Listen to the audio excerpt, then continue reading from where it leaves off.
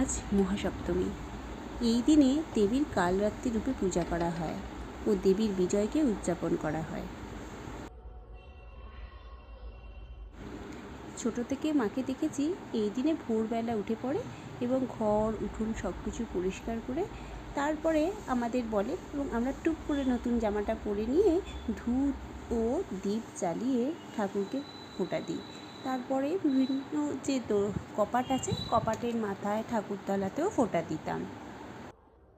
সেই রীতি স্মরণ করে আজও আমি সকাল সকাল উঠে পড়লাম। মা বলতো সূর্যোদয়ের আগেই ফোঁটা দিতে হয়, সূর্যোদয় হয়ে গেলে আর ফোঁটা দেওয়া যায় না। আবার কিছু কিছু বাড়িতে ষষ্ঠীর দিন সকালবেলা ফোঁটা দেওয়া হয়। মা দুর্গা বাপের বাড়ি আসার পথে মাসির বাড়িতে প্রবেশ করতে সবার আগে, তাই ওই বাড়িগুলিতে এখনও পর্যন্ত ষষ্ঠীর দিন সকালেই ফোঁটাটা দেওয়া হয়। তোমাদের বাড়িতে কবে ফোঁটা দেওয়া হয় আমাকে জানিও তাহলে।